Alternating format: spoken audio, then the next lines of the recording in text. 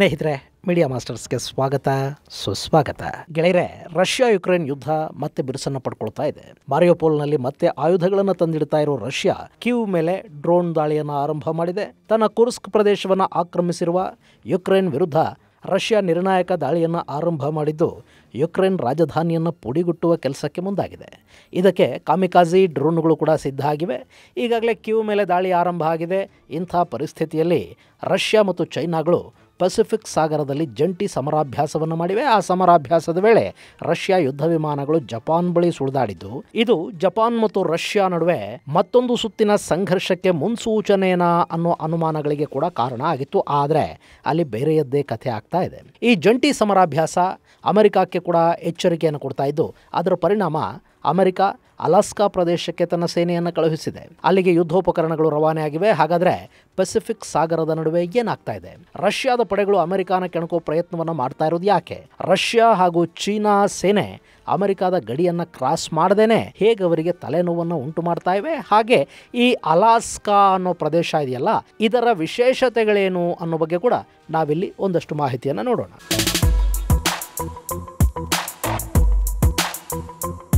ಗೆಳೆಯರೆ, ಅಮೆರಿಕ ಮತ್ತು ರಷ್ಯಾ ನಡುವೆ ನೇರ ಯುದ್ಧ ಪ್ರಾರಂಭ ಆಗ್ತಾ ಇದೆಯಾ? ಈ ಯುದ್ಧದಲ್ಲಿ ರಷ್ಯಾದ ಪರವಾಗಿ ಚೈನಾ ನಿಲ್ಲುತ್ತಾ? 50ರ ದಶಕದಲ್ಲಿ ಕೊರಿಯಾದಲ್ಲಿ ನಡೀತಲ್ಲ, ಅದೇ ಥರದ ಭಯಾನಕ ಯುದ್ಧವೊಂದು ಮತ್ತೆ ಶುರುವಾಗುತ್ತಾ? ಇಂಥ ಹಲವು ಅನುಮಾನಗಳಿಗೆ ಕಾರಣ ಆಗ್ತಾ ಇರೋದು ಅಮೆರಿಕದ ಅದೊಂದು ನಡೆ. ಇಷ್ಟಕ್ಕೂ ಅಲ್ಲಿ ಏನಾಗ್ತಾ ಇದೆ ಅಂದರೆ, ಅಮೆರಿಕ ತನ್ನ 100 ಮಂದಿ ಸೈನಿಕರನ್ನು ಫಿರಂಗಿಗಳ ಸಮೇತ ಅಲಾಸ್ಕಾದ ಆಯಕಟ್ಟಿನ ಜಾಗಕ್ಕೆ ಕಳುಹಿಸಿಕೊಟ್ಟಿದೆ.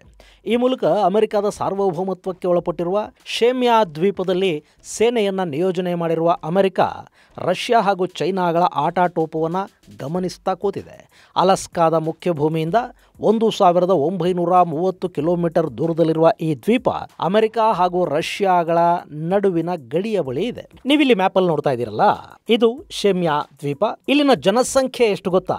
ಬರೀ 54 ಮಾತ್ರ. ಅದರ ಜೊತೆಗೆ ಒಂದಷ್ಟು ಜನ ಈ ದ್ವೀಪದಲ್ಲಿ ಅಮೆರಿಕದ ಮಿಲಿಟರಿ ಬೇಸ್ ಅನ್ನು ನೋಡ್ಕೊಳ್ಳೋದಕ್ಕೆ, ಅದನ್ನು ಮ್ಯಾನೇಜ್ ಮಾಡೋದಕ್ಕೆ ಅಂತ ತಾತ್ಕಾಲಿಕವಾಗಿ ಅಲ್ಲಿಗೆ ಬರ್ತಾ ಇರ್ತಾರೆ, ಹೋಗ್ತಾ ಇರ್ತಾರೆ. ಹಾಗೇನೆ ಈಗ ಅಲ್ಲಿಗೆ ಸುಮಾರು 100 ಮಂದಿ ಅಮೆರಿಕದ ಸೈನಿಕರು ಬಂದಿದ್ದಾರೆ. ಗೆಳೆಯರೆ, ಈ ಶೇಮ್ಯಾ ದ್ವೀಪದಲ್ಲಿ ಅಮೆರಿಕ 2ನೇ ಮಹಾಯುದ್ಧದ ಸಮಯದಲ್ಲಿ ಒಂದು ಏರ್ ಸ್ಟ್ರಿಪ್ ಅನ್ನು ನಿರ್ಮಾಣ ಮಾಡಿಕೊಂಡಿತ್ತು. ಅವತ್ತಿಗೆ ಜಪಾನ್ನ ಅಬ್ಬರ ಪೆಸಿಫಿಕ್ ಸಾಗರದಲ್ಲಿ ಹೆಚ್ಚಾಗಿದ್ದ ಕಾರಣದಿಂದ ಜಪಾನ್ಗೆ ಹತ್ತಿರವಾಗಿ ಒಂದಷ್ಟು ಏರ್ ಸ್ಟ್ರಿಪ್ಗಳನ್ನು ಅಮೆರಿಕ ಮಾಡ್ಕೊಳ್ತಾ ಹೋಯಿತು. 2ನೇ ವಿಶ್ವ ಯುದ್ಧದಲ್ಲಿ ಬಳಕೆಯಾದ ಆ ಏರ್ ಸ್ಟ್ರಿಪ್ಗಳು ಮತ್ತೆ ಅಮೆರಿಕ ಹಾಗೂ ರಷ್ಯಾದ ನಡುವಿನ ಶೀತಲ ಸಮರದ ಕಾಲದಲ್ಲಿ ಕೂಡ ನಿರ್ಣಾಯಕ ಪಾತ್ರವನ್ನು ವಹಿಸಿದ್ವು. ಅಷ್ಟೇ ಅಲ್ಲದೆ ಕೊರಿಯಾ ಹಾಗೂ ವಿಯೆಟ್ನಾಂ ಯುದ್ಧಗಳಲ್ಲಿ ಅಮೆರಿಕಾಗೆ ಈ ಏರ್ ಸ್ಟ್ರಿಪ್ಗಳು ತುಂಬಾನೇ ಉಪಕಾರಿಯಾದವು. ಇನ್ನು ಈಗ ಕೂಡ ಅದೇ ಏರ್ ಸ್ಟ್ರಿಪ್ಗಳನ್ನು ತನ್ನ ವಿರೋಧಿಗಳ ವಿರುದ್ಧ ಬಳಕೆ ಮಾಡೋದಕ್ಕೆ ಅಮೆರಿಕ ಸಿದ್ಧತೆಗಳನ್ನು ಮಾಡ್ಕೊಳ್ತಾ ಇದೆ.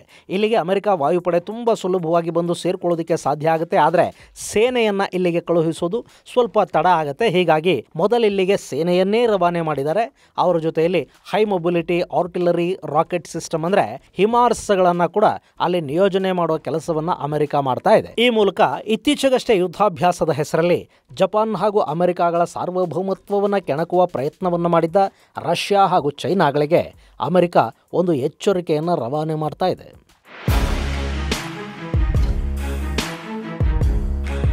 ಗೆಳೆಯರೆ, 6 ದಿನಗಳ ಯುದ್ಧಾಭ್ಯಾಸದಲ್ಲಿ ರಷ್ಯಾ ಹಾಗೂ ಚೈನಾ ವಾಯುಪಡೆ ಹಾಗೂ ನೌಕಾಪಡೆಗಳು ಜಪಾನ್ ಮತ್ತು ಅಮೆರಿಕಗಳನ್ನು ಹೇಗೆ ಹೆದರಿಸಿದ್ವು ಅಂದರೆ, ರಷ್ಯಾದ 2 ಜಲಾಂತರ್ಗಾಮಿಗಳು ಅಮೆರಿಕದ ಗಡಿವರೆಗೆ ಬಂದು ನಿಂತುಕೊಂಡವು. ಅಲ್ಲದೆ ರಷ್ಯಾದ ಯುದ್ಧ ವಿಮಾನಗಳು 5-6 ದಿನಗಳ ಕಾಲ ಅಮೆರಿಕದ ವಾಯು ಪ್ರದೇಶದವರೆಗೆ ಬಂದು ಹಾರಾಟ ನಡೆಸಿ ಹೋದವು. ಆದರೆ ಎಲ್ಲೂ ಕೂಡ ಅಮೆರಿಕದ ಜಲಗಡಿಯನ್ನಾಗಲಿ ಅಥವಾ ವಾಯುಗಡಿಯನ್ನಾಗಲಿ ಈ ಯುದ್ಧ ವಿಮಾನಗಳು ಜಲಾಂತರ್ಗಾಮಿಗಳು ಕ್ರಾಸ್ ಮಾಡೋದಕ್ಕೆ ಹೋಗಲಿಲ್ಲ. ಅಷ್ಟೊಂದು ನಾಜೂಕಾಗಿ ಅಮೆರಿಕಾಗೆ ಹಾಗೂ ಜಪಾನ್ಗೆ ರಷ್ಯಾ ಒಂದು ಎಚ್ಚರಿಕೆಯನ್ನು ಕೊಡ್ತು.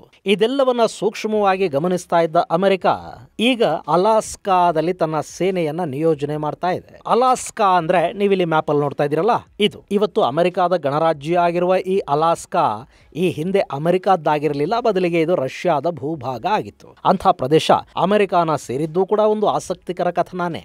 ಈ ಅಲಾಸ್ಕಾದಲ್ಲಿ ಸುಮಾರು 16,000 ವರ್ಷಗಳ ಹಿಂದೆ ಮನುಷ್ಯರಿದ್ದರು ಅನ್ನೋದನ್ನು ಸಾಕಷ್ಟು ಸಂಶೋಧಕರು ಹೇಳಿದ್ದಾರೆ. ಅದಕ್ಕೆ ಬೇಕಾದ ಆಧಾರಗಳು ಕೂಡ ಸಿಕ್ಕಿವೆ.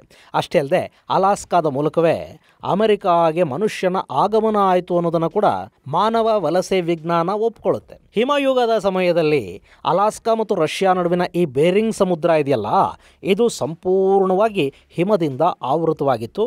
ಆ ಹಿಮದ ಮೇಲೆ ರಷ್ಯಾದಲ್ಲಿದ್ದ ಜನ ಆ ಹಿಮದ ಮೇಲೆ ನಡ್ಕೊಂಡು ಅಲಾಸ್ಕಾ ಮೂಲಕ ಕೆನಡಾಗೆ ಬಂದರು, ಅಲ್ಲಿಂದ ಅಮೆರಿಕಾಗೆ ಬಂದು ಜನ ನೆಲೆ ನಿಂತರು ಅಂತ ಹೇಳಲಾಗತ್ತೆ.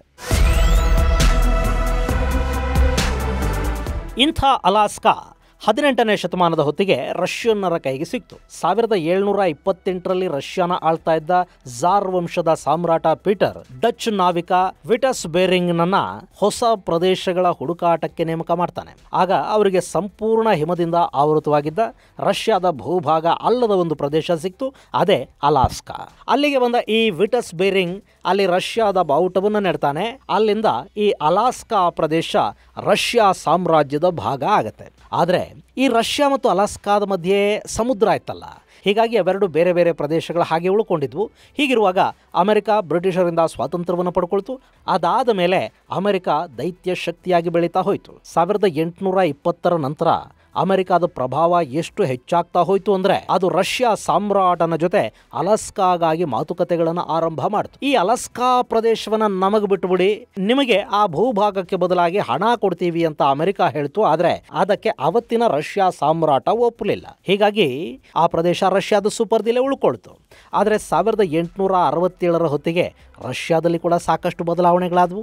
1853ರಿಂದ 1856ರವರೆಗೆ ರಷ್ಯಾ ಮತ್ತು ಬ್ರಿಟನ್ ನಡುವೆ ನಡೆದ ಯುದ್ಧಗಳ ನಂತರ ರಷ್ಯಾದ ಸಾಮ್ರಾಟ ಈ ಪ್ರದೇಶದ ಮೇಲಿನ ಒಲವನ್ನು ಕಳ್ಕೊಳ್ತಾ ಹೋದ. ಅದಕ್ಕೆ ಕಾರಣ ಏನು ಅಂದರೆ, ಇಲ್ಲಿ ಕೆನಡಾ ಇದೆಯಲ್ಲ, ಈ ಕೆನಡಾ ಬ್ರಿಟಿಷರ ಆಳ್ವಿಕೆಯಲ್ಲಿತ್ತು. ಕೆನಡಾದ ಪಕ್ಕದಲ್ಲಿ ಅಲಾಸ್ಕಾ ಇತ್ತು. ಅಲಾಸ್ಕಾ ಮತ್ತು ರಷ್ಯಾಗಳ ನಡುವೆ ಸಮುದ್ರ ಇತ್ತು. ಹೀಗಾಗಿ ಯಾವುದೇ ಸಂದರ್ಭದಲ್ಲಿ ಅಕಸ್ಮಾತ್ ಬ್ರಿಟಿಷರು ಈ ಅಲಾಸ್ಕಾನ ಆಕ್ರಮಿಸ್ಕೊಂಡ್ರೆ ತಕ್ಷಣಕ್ಕೆ ಅಲಾಸ್ಕಾಗೆ ಬೇಕಾದ ನೆರವನ್ನು ಕೊಡೋದಕ್ಕೆ ರಷ್ಯಾಗೆ ಸಾಧ್ಯ ಆಗ್ತಾ ಇರಲಿಲ್ಲ. ಈ ಎಲ್ಲ ಸಮಸ್ಯೆಗಳನ್ನು ಗಮನದಲ್ಲಿಟ್ಟುಕೊಂಡು ರಷ್ಯಾದ ಸಾಮ್ರಾಟ ಅಲಾಸ್ಕಾ ಪ್ರದೇಶವನ್ನು ಇನ್ನೂ ತಮ್ಮ ಕೈಯಲ್ಲಿಟ್ಟುಕೊಂಡು ಉಪಯೋಗ ಇಲ್ಲ ಅನ್ನೋದನ್ನು ಅರ್ಥ ಮಾಡಿಕೊಂಡ. ಹೀಗಾಗಿ ಅದನ್ನು ಅಮೆರಿಕಾಗೆ ಮಾರಾಟ ಮಾಡೋದಕ್ಕೆ ಸಾಮ್ರಾಟ ಒಪ್ಪಿಗೆಯನ್ನು ಕೊಟ್ಟ. ಅವತ್ತಿಗೆ ಅಮೆರಿಕಾದ ಕಾರ್ಯದರ್ಶಿಯಾಗಿದ್ದ ವಿಲಿಯಮ್ಸ್ ಹೆಚ್ ಸವಾರ್ಡ್ ರಷ್ಯಾದೊಂದಿಗೆ ಅಲಾಸ್ಕಾ ವಿಚಾರವಾಗಿ ಮತ್ತೆ ಮಾತುಕತೆ ನಡೆಸಿದರು. ಅಲಾಸ್ಕಾಗಾಗಿ $7.2 ಮಿಲಿಯನ್ ರಷ್ಯಾಗೆ ಕೊಡೋದಕ್ಕೆ ಅಮೆರಿಕ ಒಪ್ಪಿಕೊಳ್ತು. ಅಲ್ಲಿಗೆ ಅಲಾಸ್ಕಾನ ರಷ್ಯಾದಿಂದ ಅಮೆರಿಕ ಖರೀದಿ ಮಾಡ್ತು. ಆದರೆ ಅಲಾಸ್ಕಾಗೆ ಅಷ್ಟೊಂದು ದುಡ್ಡು ಕೊಟ್ಟು ತಗೊಂಡಿದ್ದಿತ್ತಲ್ಲ, ಅದಕ್ಕೆ ಅಮೆರಿಕಾದಲ್ಲೇ ವಿರೋಧ ವ್ಯಕ್ತ ಆಯಿತು. ಸಾಕಷ್ಟು ಜನ ಅಮೆರಿಕನರು ಈ ಡೀಲನ್ನು ಸೆವಾರ್ಡ್ನ ಮೂರ್ಖತನ ಅಂತ ಜರಿದ್ರು. ಆದರೆ 1880ರ ಹೊತ್ತಿಗೆ ಅಲಾಸ್ಕಾದಲ್ಲಿ ಅತಿ ದೊಡ್ಡ ಚಿನ್ನದ ನಿಕ್ಷೇಪಗಳಿವೆ ಅನ್ನೋದನ್ನು ಅಮೆರಿಕಾದ ಸಂಶೋಧಕರು ಕಂಡುಹಿಡಿದುಬಿಟ್ರು. ಅದನ್ನು ಜನ ಹಾಗೂ ಜಗತ್ತು ಅಲಾಸ್ಕಾ ಗೋಲ್ಡ್ ರಶ್ ಅಂತ ಕರೀತು. ಹೀಗೆ ಹಿಮದೊಳಗಿನ ನೆಲದಲ್ಲಿ ಚಿನ್ನ ಸಿಕ್ಕ ನಂತರ ಅಮೆರಿಕಾದ ಜನರ ಆಸಕ್ತಿ ಅಲಾಸ್ಕಾ ಕಡೆಗೆ ಹೆಚ್ಚಾಗ್ತಾ ಹೋಯಿತು. ಹಾಗೆ ಸಂಶೋಧನೆಗಳು ನಡೆದಂತೆ ಆ ಪ್ರದೇಶದಲ್ಲಿ ತಾಮ್ರದ ನಿಕ್ಷೇಪ ಕೂಡ ಪತ್ತೆಯಾಯಿತು. ಮೊದಲಿಗೆ ಯಾರಿಗೂ ಬಿಡದ ಕೂಸಾಗಿದ್ದ ಅಲಾಸ್ಕಾ ಆ ನಂತರದಲ್ಲಿ ಅಮೆರಿಕಾದ ಪಾಲಿಗೆ ಚಿನ್ನದ ಮೊಟ್ಟೆ ಇಡುವ ಕೋಳಿ ಥರ ತಯಾರಾಯಿತು. 1906ರ ಹೊತ್ತಿಗೆ ಅಲಾಸ್ಕಾದಿಂದ ಮೊಟ್ಟ ಮೊದಲ ಬಾರಿಗೆ ಸದಸ್ಯರನ್ನು ಅಮೆರಿಕಾದ ಕಾಂಗ್ರೆಸ್ಗೆ ನಾಮಿನೇಟ್ ಮಾಡ್ತಾರೆ. ಆದರೆ ಆ ಸದಸ್ಯನಿಗೆ ಮತದಾನದ ಹಕ್ಕನ್ನು ಕೊಟ್ಟಿರಲಿಲ್ಲ.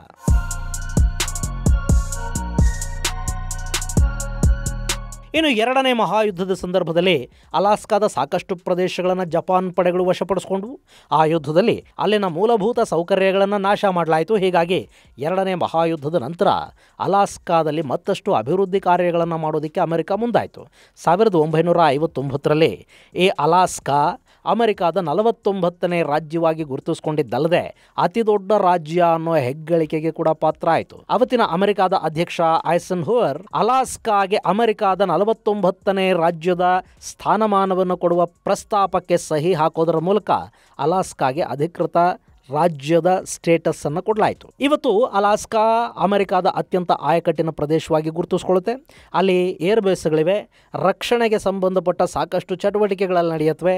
ಶೀತಲ ಸಮರದ ಕಾಲದಲ್ಲಿ ಅಲಾಸ್ಕಾದಲ್ಲಿ ಅಮೆರಿಕ ಹೆಚ್ಚಿನ ಪಡೆಗಳನ್ನಿಟ್ಟಿತ್ತು. ಅಲ್ಲದೆ ಅಲಾಸ್ಕಾದ ಮೂಲಕ ರಷ್ಯಾನ ಟಾರ್ಗೆಟ್ ಮಾಡಿಕೊಳ್ಳೋದು ತುಂಬ ಸುಲಭ ಅಂತ ಅಮೆರಿಕಾಗೂ ಗೊತ್ತಿದೆ. ಹೀಗಾಗಿ ಅಲ್ಲಿ ತನ್ನ ಕ್ಷಿಪಣಿಗಳನ್ನು ಕೂಡ ಅಮೆರಿಕ ಜೋಡಿಸಿಟ್ಟಿದೆ.